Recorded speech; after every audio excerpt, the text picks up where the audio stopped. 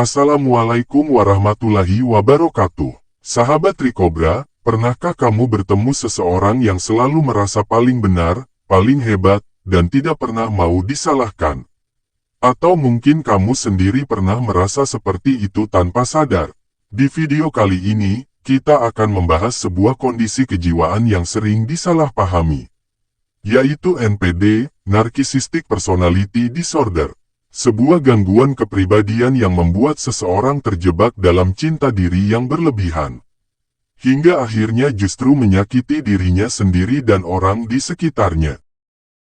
NPD atau gangguan kepribadian narsistik adalah kondisi mental di mana seseorang memiliki perasaan berlebihan tentang pentingnya diri sendiri, haus akan pengakuan dan kekaguman. Namun di balik semua itu, sebenarnya menyimpan luka batin yang dalam dan rapuh. Orang dengan NPD biasanya terlihat percaya diri, bahkan karismatik. Tapi sesungguhnya, kepercayaan diri mereka dibangun di atas ketakutan akan penolakan. Mereka ingin dikagumi, tapi sangat sulit untuk mengagumi orang lain. Lalu, bagaimana mengenali seseorang yang memiliki NPD? Berikut beberapa ciri yang paling sering muncul. 1.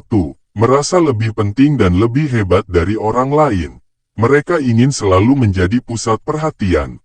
2. Membutuhkan pujian terus-menerus. Tanpa sanjungan, mereka mudah marah, kecewa, atau merasa direndahkan. 3. Kurang empati. Mereka sulit memahami perasaan orang lain, karena dunia mereka hanya berputar di sekitar aku. 4. Sering merendahkan orang lain. Mereka merasa lebih pintar, lebih sukses, lebih layak dihormati. 5. Tidak tahan kritik. Sedikit saja dikritik, bisa tersinggung dan marah besar. 6. Manipulatif. Mereka bisa berpura-pura peduli hanya untuk mendapatkan apa yang diinginkan. Namun yang paling menyedihkan adalah, di balik semua itu, orang dengan NPD seringkali tidak benar-benar bahagia. Mereka takut dianggap gagal, takut diremehkan, dan takut ditinggalkan. Gangguan ini tidak muncul tiba-tiba. Biasanya berakar dari masa kecil yang penuh ketidakseimbangan kasih sayang. Ada anak yang terlalu dimanjakan dan selalu dipuji, hingga tumbuh dengan keyakinan bahwa dirinya istimewa dan tidak boleh salah.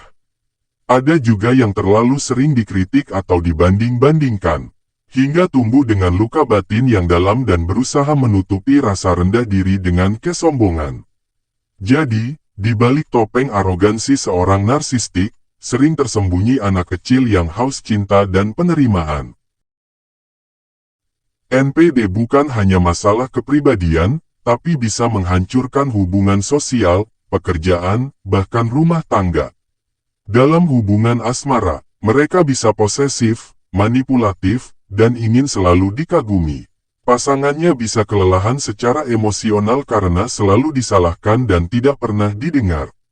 Dalam lingkungan kerja, mereka bisa mengambil kredit atas kerja orang lain, dan tidak mau menerima masukan. Dalam keluarga, mereka sering menciptakan ketegangan karena ingin dihormati tanpa batas. Lama-lama, orang di sekitar mereka menjauh, dan mereka pun merasa makin kesepian. Tapi tetap menyalahkan dunia, bukan dirinya. Pertanyaannya, apakah orang dengan NPD bisa berubah? Jawabannya, bisa, tapi sangat sulit. Karena orang dengan NPD tidak merasa dirinya sakit.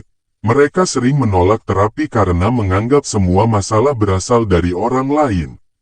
Namun, dengan psikoterapi jangka panjang, dukungan keluarga, dan keinginan kuat untuk berubah, perlahan mereka bisa belajar, merasakan empati, menerima kritik, dan membangun hubungan yang lebih sehat.